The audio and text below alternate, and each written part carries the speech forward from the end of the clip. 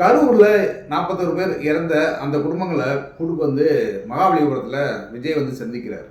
சந்தித்த அந்த தருணத்தில் உணர்ச்சிவசப்பட்டு எல்லோருடைய பலருடைய காலில் விழுந்து மன்னிப்பு கேட்குறார்.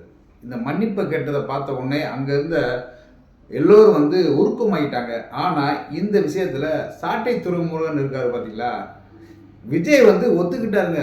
இந்த 41 பேர் இறந்ததுக்கு காரணம் தான் சொல்லி ஒத்துக்கிட்டு எல்லாருடையத்திலையும் காலில் விழுந்து மன்னிப்பு கேட்டார் அப்படிங்கிற ஒரு விஷயத்த மனச்சாட்சியே இல்லாமல் சொல்லியிருக்காரு. இதை பற்றி தான் இன்றைக்கி நம்ம வீடியோவில் பார்க்க போகிறோம். அதுக்கு முன்னாடி நம்ம சேனலை சப்ஸ்கிரைப் பண்ணிவிட்டு அப்படியே தொடர்ந்து வீடியோவை பாருங்கள். கரூரில் 41 பேர் இறந்துட்டாங்க. அவங்கள போய் பார்க்கணும்னு சொல்லி விஜய் வந்து எவ்வளோ முயற்சி பண்ணார், பார்க்கவே முடியல. பல முட்டுக்கட்டைகள் ஆளுங்கட்சினால் வந்ததுனால அவர் எல்லோரையும் அழைத்து மகாபலிபுரத்தில் சந்திக்கிறார். சந்திக்கும் போது ஒரு பேராக தனித்தனியாக சந்திக்கிறாரு. அது உள்ள வந்து எந்த விதமான மீடியாக்களையும் விடலை. அதே மாதிரி கட்சிக்காரங்க யாருமே இல்லை. அந்த பாதிக்கப்பட்ட அந்த குடும்பங்கள், அது போக விஜய் மட்டும் தனியாக போய் எல்லோரையும் சந்திக்கிறார். சந்திக்கும் போது தன்னை விட வயது மூத்தவங்க அம்மா மாதிரி இருப்பாங்க பார்த்தீங்களா, அவங்கள ஃபுல்லாக காலை விழுந்து அழுதுருக்காரு. இந்த மன்னிச்சிருங்க, என்னால் தான் போல இருக்குது, நான் வந்து இந்த மாதிரி வராட்டி உங்களுக்கு இந்த ஒரு இழப்பே இருந்திருக்காது, ஏதோ ஒரு வகையில் நானும் ஒரு காரணமாக இருந்திருக்கலாம்னு சொல்லி இந்த துக்கத்தை வந்து என்னால் முடியலன்னு சொல்லி காலை விழுந்திருக்காரு.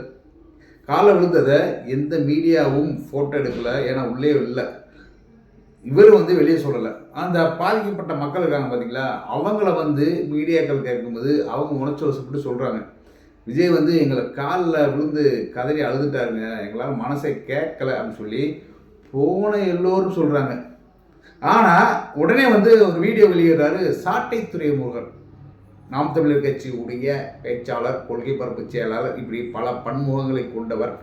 அதே மாதிரி நம்ம காளியம்மாவில் வந்து பிசிறு அப்படிங்கிற ஒரு விஷயத்த அவர் ஆடியோ மூலம் வெளிக்கொண்டு வந்தவர். இப்படி நிறைய விஷயங்கள் இருக்குது.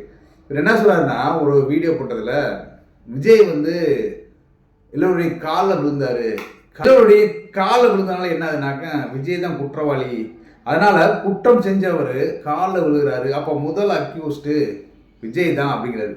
இங்கே அவர் சொல்ல வர்றது என்னென்னா, காலில் விழுந்தது அவருடைய இலகிய மனதை சொல்லலாம், இல்லை அவர் வந்து ஏதோ ஒரு வகையில் நான் வந்து ஒரு காரணமாயிட்டேன் அப்படிங்கிற ஒரு காரணத்தில் காலை விழுகிறாரு, இல்லை அவர் ஒரு நல்ல உள்ளத்தை காட்டலாம். ஆனால் இதில் ஒரு வன்மம் பிடிச்சு அவர் காலை விழுந்தாரா, அப்போ அவர் தான் குற்றவாளி, அவர் தான் குற்றவாளி, அந்த குற்றத்தை வந்து ஒத்துக்கிட்டாரு, காலை விழுந்து ஒத்துக்கிட்டாரு அப்படின்ட்டு சொல்கிற அளவுக்கு இந்த சாட்டை துறைமுருகனுக்கு வன்மம் ஏறிக்கிருச்சு.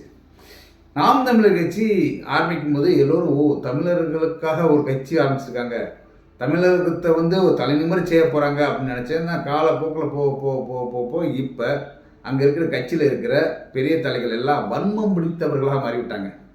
இதிலே திருநெல்வேலியில் ஒரு இடத்துல பேசும்போது சீமான் அவர்கள் என்ன சொல்கிறாருன்னா, இந்த சம்பவத்துக்கு முதல் குற்றவாளியே விஜய் தான், விஜய் ஏன் கைது பண்ணலை, விஜய் மேலே ஏன் வழக்கு போடலை அப்படின்ட்டு இருக்காங்க. இவங்களோட குறியே ஃபுல்லாக பார்த்தோம்னாலே விஜய் மேலே தான். ஏன்னா ஏற்கனவே நம்ம பல வீடியோவில் சொல்லியிருக்கோம், விஜய் காலி பண்ணால் நம்ம இருக்க முடியும் அப்படின்ட்டு. விஜய் எதுவும் வந்து நாம் தமிழர் கட்சி அடுத்த எலெக்ஷனில் சீமான் முதல்வராக ஆக போகிறாரு, அப்படி முதல்வராக ஆக போகிற சீமானை வந்து விஜயால் தான் தடங்களாக இருக்குது அப்படின்ட்டா இவர் இந்த அளவுக்கு கொந்தளிக்கலாம். ஆனால் நாம் தமிழர் கட்சி எப்பயுமே 3வது இடத்துல தான் இது வரைக்கும் இருந்திருக்கு. ஆனால் அந்த 3வது இடத்த தக்க வைக்கிறதுக்கு இந்தளவு வன்மமா அப்படின்ட்டு பார்க்கும்போது தான் சீமான் மேலேயும் அந்த சாட்டை துறைமுருகன் மேலேயும் இருக்கிற அந்த கொஞ்சம் மரியாதையும் குறைந்து விடுறதுன்னு சொல்லலாம். ஆனால் அந்த மகாபலிபுரத்தில் நடந்தது எல்லாமே வந்து ஒரு ஒரு பாசமாக ஒரு ஆறுதலாக நடந்த விஷயம். இதை கொண்டுக்கு வந்து இங்கே அரசியல் பண்ணுறது திமுக கிடையாது, பாரதிய ஜனதா கிடையாது, நாம் தமிழர் மட்டும்தான் இந்த விஷயத்தை பண்ணுது. நாம் தமிழருடைய போக்கை சமீப காலத்தில் பார்த்தோம்னா விஜய் எதிர்ப்பது மட்டுமே அப்படின்றது. விஜய் எதிர்க்கும்போது பொதுவாக வந்து சீமான் எதாச்சும் ஒரு முக்கியமான ஆளை எதிர்க்கும்போது இந்த விஜயலட்சுமி இருப்பாங்க. விஜயலட்சுமி எங்கே இருந்தாச்சும் ஓடி வந்து ஒரு வீடியோ போடுவாங்க. வீடியோ போட்டு டெய் சீமான் அப்படின்னு சொல்லி ஆரம்பித்து சீமானை பற்றி பல விஷயங்கள் சொல்லுவாங்க. ஆனால் சமீப காலமாக பார்த்தோம்னா விஜயலட்சுமி எங்கே போனாங்கன்னு தெரியல. இருக்காங்களா, பெங்களூரில் இருக்காங்களா, இல்லை வெளிநாடு போயிட்டாங்களா, இல்லை வாயை வந்து பூட்டு போட்டு பூட்டிட்டாங்களா, இல்லை எதவாச்சும் கொடுத்து அமைக்கிட்டாங்களா அப்படின்னு தெரியல. விஜயலட்சுமி இருக்கிற மேட்டரே தெரியல. விஜயலட்சுமி வராதனால இங்கே சீமானும் சரி அந்த சாட்டை திரும்பவும் சரி காலில் சலங்கை கிட்டி ஆடுறாங்க. ஏன்னா இங்கே ஒரு விஜயலட்சுமி வந்தால் தானே இவங்க பேசும்போது இவங்களுடைய மேட்ரு ஃபுல்லாக விஜயலட்சுமிக்கு போகும். அப்போ விஜயலட்சுமி அமைக்காச்சு. அப்போ சலங்கை கட்டி விஜய் ஒரே தாக்குறாங்க. அப்போ இங்கே இந்த இடத்துல விஜயலட்சுமியுடைய மேட்ரு என்னாச்சு? விஜயலட்சுமி சொல்வது உண்மையா? இதுக்கு விளக்கமே இது வரைக்கும் நாம் தமிழர் கட்சி சேர்ந்தவங்க சொல்லலை. பல குற்றச்சாட்டுகளை விஜயலட்சுமி வச்சுருக்காங்க சீமான் மீது. அந்த சீமான் மீது இருக்குது, வழக்கே இருக்குது, கோர்ட்டில் வழக்கே இருக்குது. ஆனால் இது வரைக்கும் அதுக்கு பதிலே சொல்லலை. அப்போ அவர் குற்றவாளியா? சீமான் குற்றவாளியா? சீமான் வந்து டைரெக்டாக விஜயலட்சுமி குற்றம் சொல்கிறாங்க. ஆனால் இங்கே நடந்தது வந்து ஒரு பேரணியில் நடந்த சம்பவம். ஓடு ஷோ போகிறாங்க, அப்போ நடந்தது. இப்படி ஒரு சம்பவம் நடக்க போகுது அப்படின்னு யாராலும் யூகிக்க முடியாது. அப்படி ஒரு சம்பவம் நடந்துருச்சு. அந்த சம்பவத்துக்கு விஜய் தான் குற்றவாளி. விஜயை போய் நேராக அந்த கூட்டத்துக்குள்ள இருக்கிற எல்லாத்தையும் வந்து தள்ளி தள்ளி தள்ளி சாவுன்னு சொல்லி தள்ளி விட்டு கொண்ட மாதிரி இந்த நாம் தமிழர் கட்சியை சேர்ந்த அந்த சீமானும் சாட்டை திருமணம் இந்தளவு வன்மத்தோட விஜயை வந்து தாக்குறாங்க. கேட்டாங்க, அந்த பக்கம் ஒரு பக்கம் தம்பி அப்படின்டுவார், இந்த பக்கம் பார்த்தா ஏன் கைது பண்ணலை, அவர் தான் நமக்கு முக்கிய குற்றவாளின்டுவாங்க.